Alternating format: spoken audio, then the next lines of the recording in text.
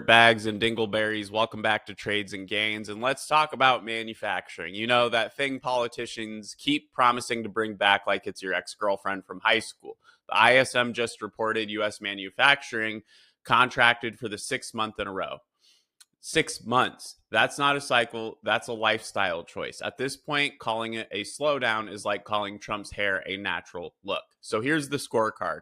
ISM's manufacturing PMI 48.7 in August. Anything under 50 means contraction, aka factories are slowing down faster than your metabolism after 30. New orders actually ticked up to 51.4, so some demand is there, but production fell to 47.8. The translation here, people are buying more, but factories are still acting like it's a 3-day weekend. Meanwhile, companies are raising prices just to survive tariffs. One firm literally said, we jacked up prices 24%, but guess what?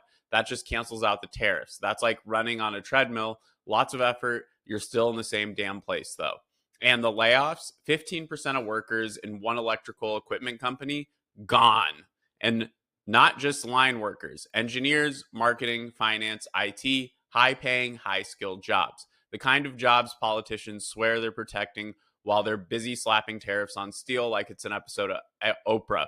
You get a tariff and you get a tariff. Everybody gets tariffs for today. So let's be honest.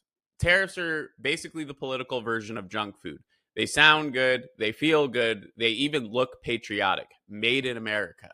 But long term, they clog the arteries of the economy. And here's the irony. Trump says tariffs are about protecting U.S. workers, but companies are firing high-skilled U.S. workers because of tariffs. That's like saying you're saving marriages, but legalizing Tinder. And like if you're married, you can also be on Tinder. That's insane. Now, to be fair, the S&P Global says things aren't all doom and gloom. Their PMI came in at 53, the highest since 2022. That's expansion. So which is it? Recession or recovery? Honestly, it's like watching Fox News and MSNBC on the same story. Depends which Kool-Aid you're currently drinking.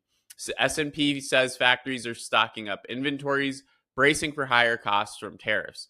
That's basically panic buying, but in hard hats. You ever see Costco during a hurricane? That's your manufacturing sector right now.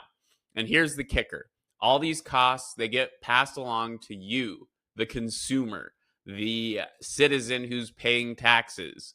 Yep, higher factory gate prices mean higher consumer prices. So don't be shocked if your fridge costs as much as your car payment by Christmas. Tariffs are like a drunk friend at the bar. Whatever bill they rack up, guess who's paying? Not them, you.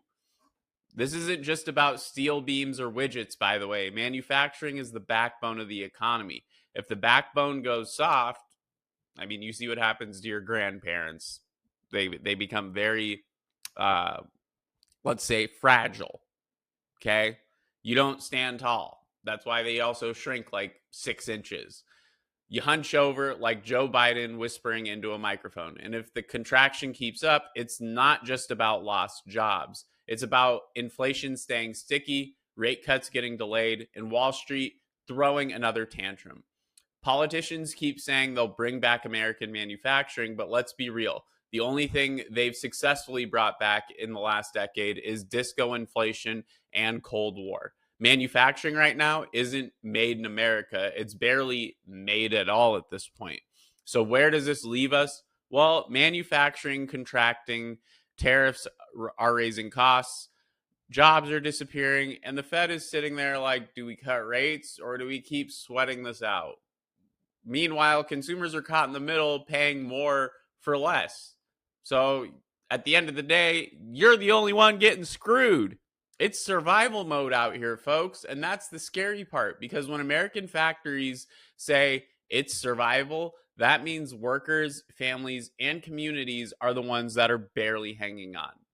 Well, that is your manufacturing reality check. If you've ever tried to buy a new fridge, washer, or even a damn toaster and thought, why does this cost more than a weekend in Vegas? Go ahead and drop a comment. Because guess what? It's not inflation, it's tariffs. Hit that like button, share this with a friend who still thinks tariffs are free, and I'll see you guys next time. Have a good lunch.